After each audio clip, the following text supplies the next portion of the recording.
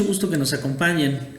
El día de hoy vamos a platicar sobre uno de los conceptos más importantes en el campo de la ciencia y muy particularmente que tiene una amplia relación y uso en el campo de las matemáticas, pero también en el campo de la lógica. Me estoy refiriendo justamente a la idea de demostración, ¿sí? Y es que la palabra demostración se utiliza en diversos contextos con diferentes sentidos. A veces estos sentidos y matices les llamamos explicación, argumentación, prueba, aunque en todos ellos podemos reconocer una idea en común, que es la de justificar o la de validar una afirmación, una tesis, aportando razones y argumentos. Sin embargo, la diferencia entre estos tipos de situaciones en que se usan sus rasgos característicos y sus recursos expresivos utilizados en cada caso pueden ser distintos. Estas diferencias en las situaciones y las prácticas argumentativas indican distintos usos y sentidos del concepto de demostración. Por ejemplo, para Balachev, en 1987, utiliza el término explicación como una idea primitiva de la cual deriva la idea de prueba y demostración. Para este autor, la explicación es un discurso que pretende hacer inteligible el carácter de verdad adquirido para el locutor de una proposición o resultado. Balachev propone reservar el término de prueba para las explicaciones aceptadas por una comunidad en un tiempo dado. Y de acuerdo a para que una explicación sea prueba, debe de ser aceptada o reconocida por alguien con razón suficiente en el correspondiente marco discutido. El uso que hace Balachev de explicación difiere un poco al que hace Ralph Duval en su obra de 1993, ya que este autor distingue entre explicación y argumentación por el valor epistémico diferente de las dos razones aportadas en cada caso. En la argumentación se trata de mostrar el carácter de verdad de una proposición, mientras que en la explicación los enunciados tienen una intención descriptiva de un fenómeno, resultado o comportamiento. No obstante, la idea de explicación de Balachev puede asimilarse un poco a la idea de argumentación de Duval. En ambos casos, el significado de demostración es similar: una secuencia de enunciados organizados según reglas determinadas. En matemáticas, un enunciado se asume como verdadero o bien se deduce de que los que le preceden, que precede de los otros, con la ayuda de ciertas reglas de deducción tomadas de un conjunto de reglas bien definidas, cuya validez es socialmente reconocida y compartida. Para Duval, el objeto de la demostración es la verdad y por tanto obedece a criterios de validez, mientras que la argumentación se propone lograr la convicción del otro o de sí mismo, obedeciendo ciertos criterios de pertenencia. Una distinción importante es también la que hace Krumenhauer, quien en 1995 nos dice que, siguiendo a Tolmin, entre los argumentos analíticos y sustanciales. Los primeros son característicos de las deducciones lógicas correctas, siendo tautológicos. Esto es, un aspecto latente de las premisas se elabora visiblemente, pero no se añade nada a la conclusión que no fue parte potencial de las premisas. Por otro lado, los argumentos sustanciales, por el contrario, expanden el significado de las proposiciones en medida que se relacionan apropiadamente con un caso específico por actuación, modificación o aplicación. Desde el punto de vista cognitivo, las relaciones entre razonamiento y argumentación son las que se establecen entre un constructo, habitualmente un profesor, un alumno, y sus indicadores empíricos. Balachev define el razonamiento como una actividad intelectual, la mayor parte del tiempo no explícita, de manipulación de información para producir nueva información a partir de datos. Para nosotros, esta actividad intelectual no puede reducirse meramente a la manipulación de la información, en el sentido en que también Recio y Bodino lo han escrito en el 2001. Y da origen justamente a las prácticas argumentativas, que en el caso de la educación es un medio que posibilita aprendizajes a través de la producción de situaciones problemáticas mediante el uso de la demostración como medio de resolución de problemas.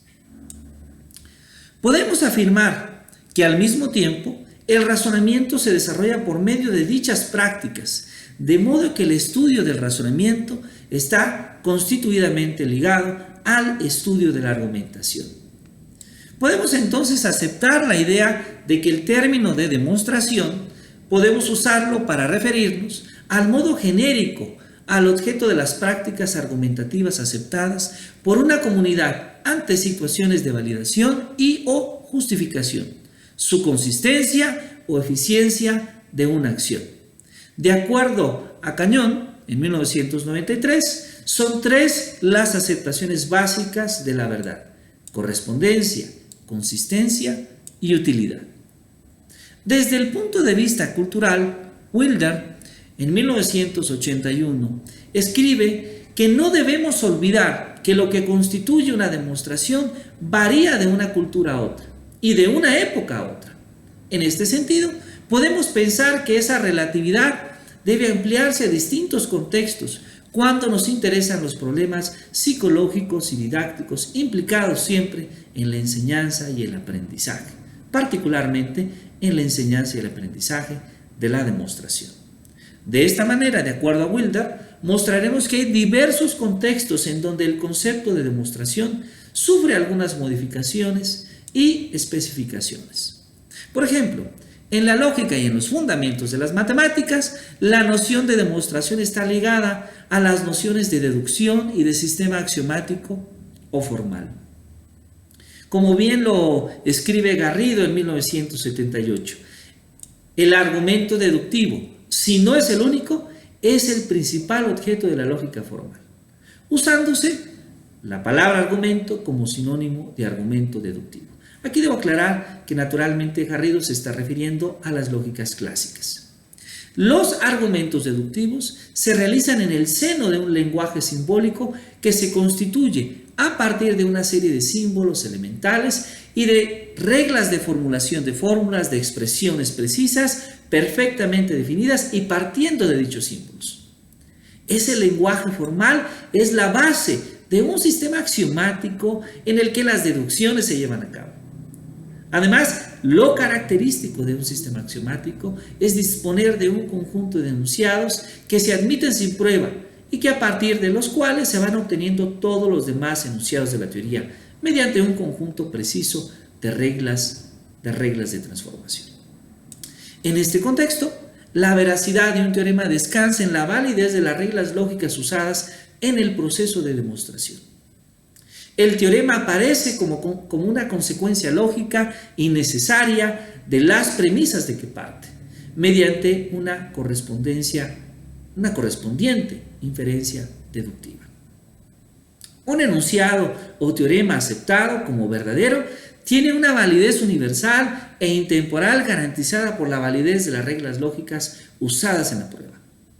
Es interesante resaltar la problemática de estos contextos, pues se trata de justificar con las máximas garantías la verdad del sistema de proposiciones matemáticas o al menos una parte del mismo. Esto implica entonces buscar un mínimo de axiomas, estas verdades consideradas evidentes por sí mismas, independientes entre sí, no contradictorias y completas, de tal manera que aplicando las reglas de inferencia de la lógica pueden derivarse el resto de las proposiciones matemáticas. Hay entonces una problemática de organización y de estructuración del cuerpo de conocimientos matemáticos. Es importante mencionar que para realizar este trabajo con las máximas garantías y rigor se requiere del uso, desde luego, de los lenguajes formales. El objeto de la demostración en estos contextos podemos describirlo como emergente del sistema de las prácticas argumentativas analíticas formales, y su significado viene dado por los rasgos intencionales, extensionales y representaciones o representacionales descritos. Esto no significa, obstante, que incluso en estos contextos no se utilizan argumentos del tipo sustancial para justificar las afirmaciones. Como decía Poincaré a principios del siglo, la aceptación de los axiomas o postulados de cualquier sistema matemático se hace necesariamente mediante argumentaciones intrínsecamente inductivas. En 1978, Wittgenstein escribe: la necesidad lógica de cualquier enunciado es siempre la expresión directa de una convención lingüística. Un teorema matemático no expresa una propiedad universal e intemporal de ciertas entidades ideales. Se trata, en cambio, de la expresión disfrazada de una regla aceptada que establece lo que se debe obtener cuando los procesos de cálculo pertenecientes se realizan correctamente. La demostración es concebida como una representación paradigmática de la correcta realización de ciertas transformaciones de signos. La demostración es nuestro modelo de un determinado resultado que sirve de objeto de comparación, de patrón, para transformaciones reales. Las ideas de Wittgenstein difieren sustancialmente por las definidas por otros filósofos interesados en los fundamentos de las matemáticas, al introducir un componente convencionalista en el núcleo de la misma. Esto, de acuerdo a lo escrito por Godino y Recio.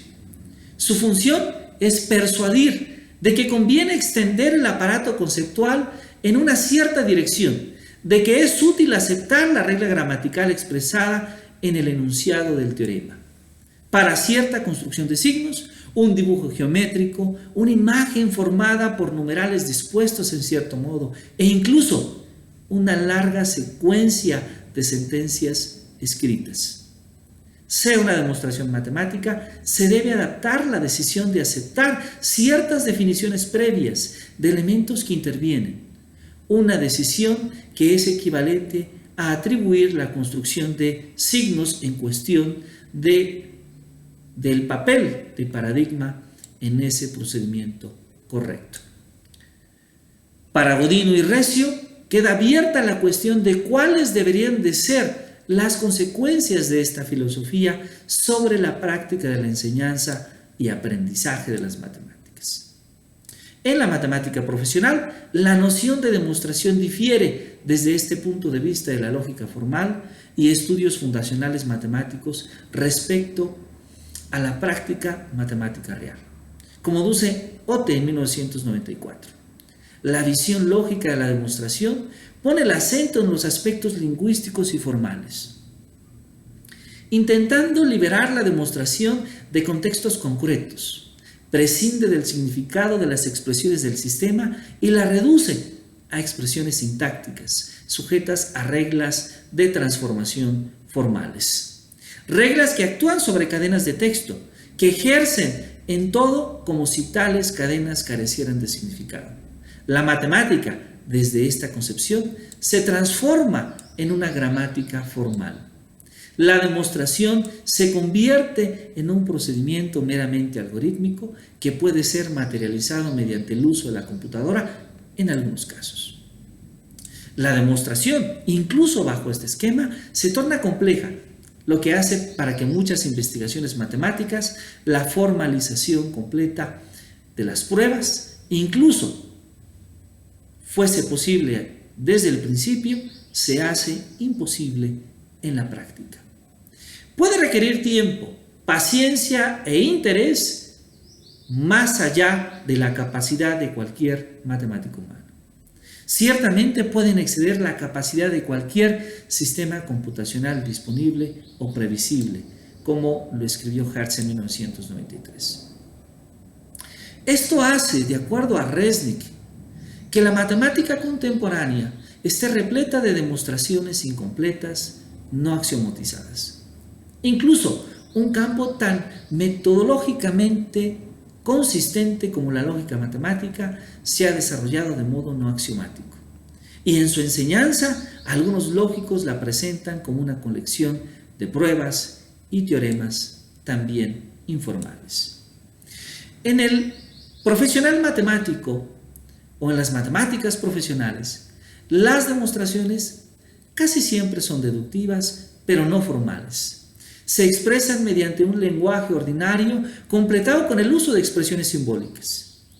La fundamentación de la inferencia A condiciona a B, A condicional B o A implica B, no estriba en la existencia de una regla de transformación que permite pasar de A a B, sino que se apoya en la significación particular de las expresiones A y B interpretada por el matemático que realiza la inferencia. De este modo, los teoremas matemáticos pierden de hecho su carácter de verdades absolutas, no necesariamente verdaderas, en muchas ocasiones.